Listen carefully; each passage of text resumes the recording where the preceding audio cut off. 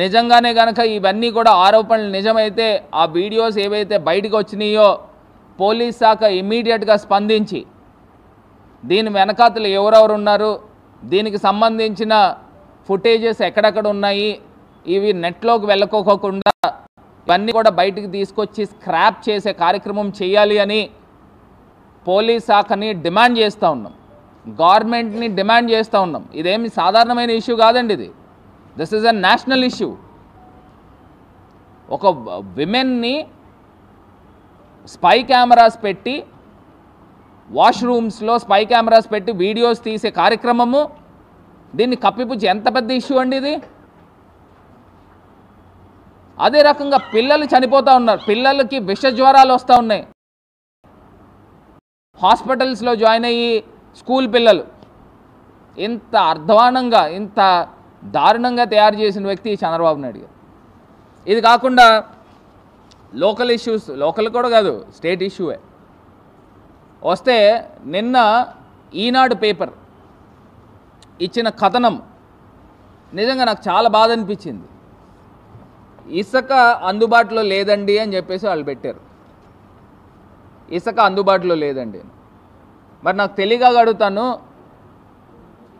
Government దిగిపోయిన తర్వాత ఎక్కడెక్కడ ఆంధ్రప్రదేశ్ వ్యాప్తంగా ఈ వర్షాకాలం ఇబ్బందులు వస్తాయని తెలిసే ఆంధ్రప్రదేశ్ వ్యాప్తంగా కొన్ని లక్షల టన్నులు శాండ్ని స్టాక్ పాయింట్స్ దగ్గర పెట్టుంచారు. నిన్న ఈనాడు పేపర్లో ఒకటి రాశారు, ఏమని రాశారంటే మాఫియా కృత్రిమ కొరత. మరి ఇప్పుడు మాఫియా గురించే మాట్లాడుతున్నారు అని అంటే ఇప్పుడు ఎవరి ప్రభుత్వం ఉందండి? ఇదే రాజమండ్రిలో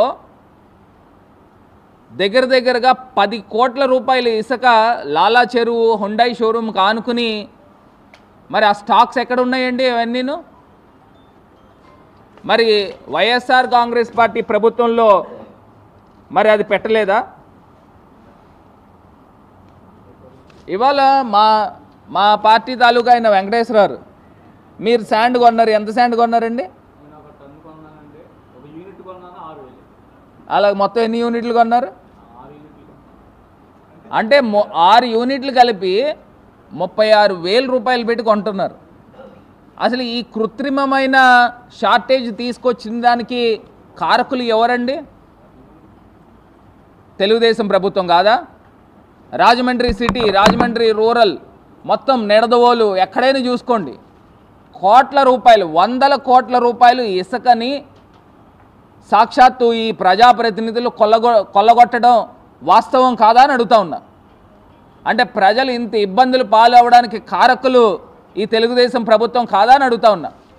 మరి ఇదే ఈనాడులో రాస్తూ ఉన్నారు కదా, మరి ప్రభుత్వానికి ఫేవర్ అయిన ఇదే దినపత్రిక రాస్తూ ఉన్నారు. ఏం చేస్తూ ఉన్నారు? ఈ లారీ లోడు 5 యూనిట్ల ఇసుక లారీ లోడు 23,000 రూపాయలు పలుకుతుంది. మరి ఈ రకంగా రాస్తూ ఉంటే మరి వైఫల్యం ఎవరిదండి? మరి ఇదే చంద్రబాబు నాయుడు గారు మాట్లాడారు కదా ఫ్రీ ఇసుకని. మరి 6 యూనిట్ల ఇసుక 36,000 రూపాయలకు కొంటా ఉంటే ఏ రకంగా ఫ్రీ శాండ్ అని నేను అడుగుతా ఉన్నా, నేను ప్రశ్నిస్తూ ఉన్నా. అంటే మీరు చేసే కార్యక్రమాలు ఏంటి? ప్రజల్ని నమ్మించి మోసం చేసి ఈవీఎంల ద్వారా గెలిచిన వాళ్ళు వీళ్ళు ఒక ఎమ్మెల్యేలా? ఈ రకంగా సంపదని కొల్లగొట్టే కార్యక్రమం చేస్తూ దందాలు మొదలుపెట్టారు, రాజమండ్రి వ్యాప్తంగా దందాలు మొదలుపెట్టారు.